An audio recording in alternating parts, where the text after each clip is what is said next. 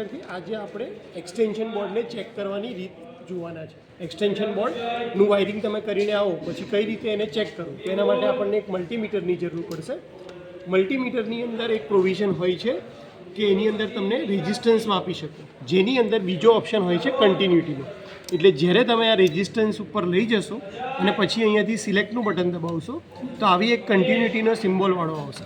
Continuity દેખાડે છે કે તમારા બે વાયર કન્ટિન્યુઅસ છે કે તો અત્યારે જે સાઉન્ડ આવે એના ઉપરથી મને ખબર પડી જાય કે આ વાયર કેવો છે, કન્ટિન્યુઅસ છે. એક્સટેન્શન બોર્ડ ચેક કરવા માટે આપણે આ 3 પિન ટોપ છે, સૌથી પહેલાં એના અર્થને ચેક કરી લઈએ કે અર્થ અહીંયા સુધી મળી જાય છે કે નહીં.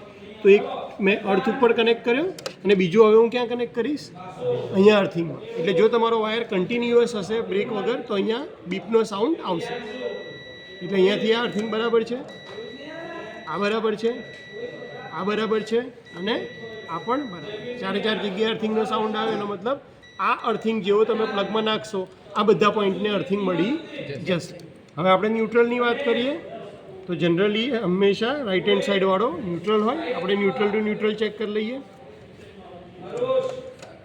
આ મને ફેઝ લાગે છે, અત્યારે આ ચેક કરી લઈએ પહેલાં.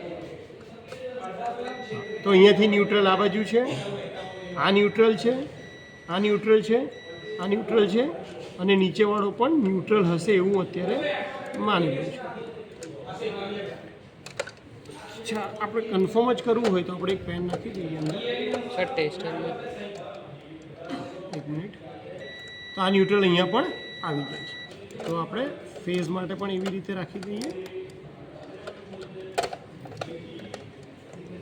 જેથી કરીને ફેઝ પણ સાથે સાથે ચેક થઈ જાય. તો અહીંયાથી આ ઉપરનો તો ફેઝ અને ન્યુટ્રલ અને અર્થ ચેક થઈ ગયા. હવે વારો આવ્યો તમારા ફેઝ. આ ટર્મિનલ ન્યુટ્રલ હતો, હા આ વાળો આપણો ફેઝ ટર્મિનલ છે. ફેઝ ટર્મિનલ અહીંયા ડાયરેક્ટ આવવો જોઈએ નહીં, એ સ્વિચ થ્રુ જ આવવો જોઈએ. એટલે અહીંયા આપણે જ્યારે પણ કનેક્ટ કરશું ત્યારે કનેક્શન કેવું દેખાડવું જોઈએ, ઓપન. અને કનેક્ટ ક્યારે થશે, જ્યારે તમે સ્વિચ ચાલુ કરશો ત્યારે. તો આપણે અહીંયાથી સ્વિચ ચાલુ કરીએ, થયું. સ્વિચ બંધ કરશું તો કનેક્શન બંધ. એનો મતલબ કે સ્વિચ થ્રુ સોકેટમાં આવી જાય છે. એવી રીતે બીજા ફેઝમાં ના આવવો જોઈએ. સ્વિચ ચાલુ કરીએ ત્યારે આવવો જોઈએ, હા ઓકે.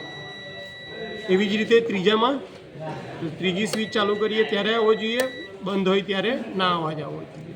એવી જ રીતે ચોથાની અંદર તો આવે છે, બંધ કરીએ ત્યારે અવાજ ના આવવો જોઈએ. કન્ટિન્યુટી ચેક થઈ ગઈ આપણી.